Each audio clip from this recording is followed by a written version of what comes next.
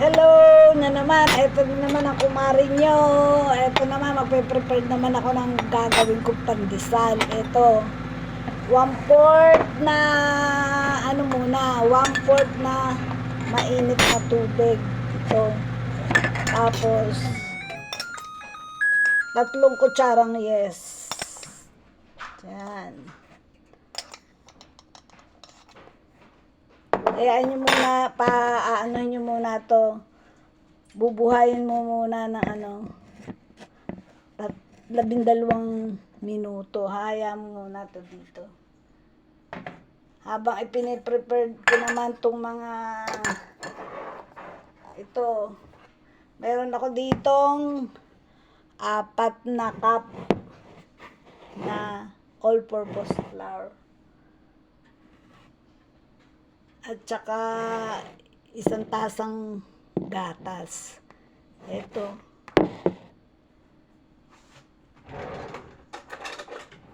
Isang tasang gatas.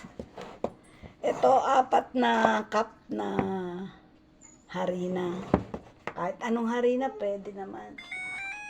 Tapos, kalahating cup na asukal. Paghalo-haloin mo yan. Then, ito, 1 cup na gatas. Ito.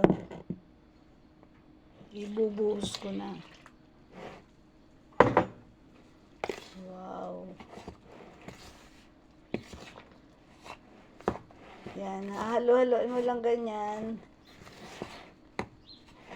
Hanggang magkasama-sama. Yan. Tapos, lalagyan ko ng 2 itlog. Sasama-samahin mo lang yan.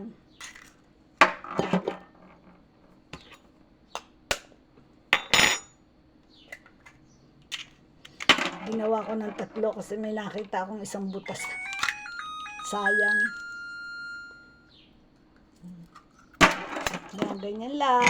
Halo, tapos halo-halo. Lalagyan natin ng konti asin.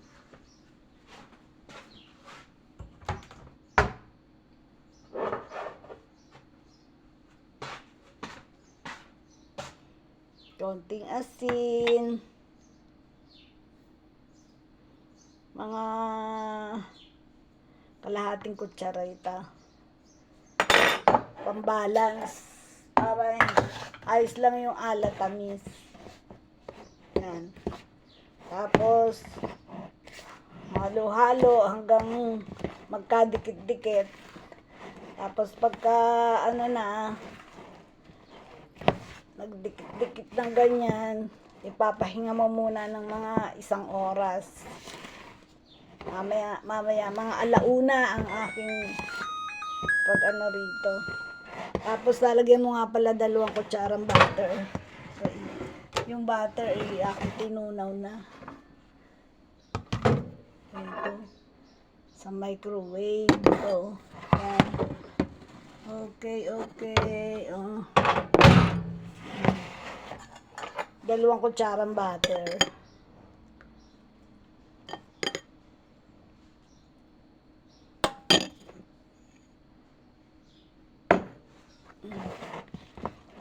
Tapos ganyan, halo-halo hanggang sa magpormang do.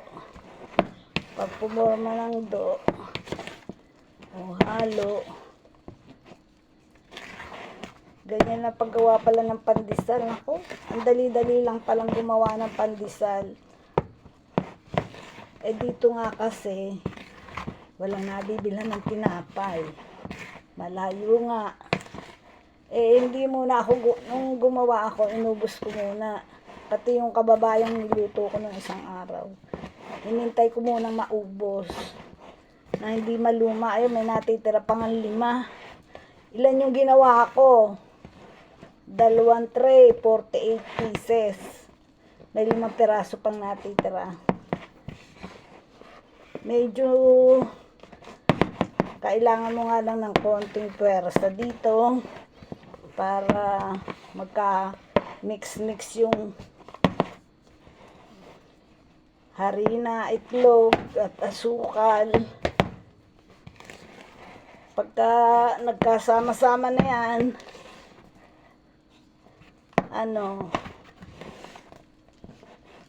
ipapahinga mo muna. Ito pinaghahalo-halo ko muna at ipapahinga ko habang nagluluto ako ng tanghalian namin. Hindi pa nga ako nagluluto ng tanghalian. 11:30 na. 11:30 na. Minsan naman kasi kumain kami 1:00 na eh. Sandali lang naman ilulutuin ko. Magluluto na naman ako ng pinaghalo-halong gulay. Medyo mahirap-hirap din yung maghalo-halo, pero kaya naman pagtiyagaan. Basta gusto eh. Basta gusto kumain ng masarap na tinapay, tiyaga-tiyaga. Ayan o. Ayan na. Tingnan ko yung yung yes, kung umalsa na. Ihahalo ko na rito. Uy, hindi pa. Hindi pa masyado ah. Kukunti yata yung tubig ah. Oh.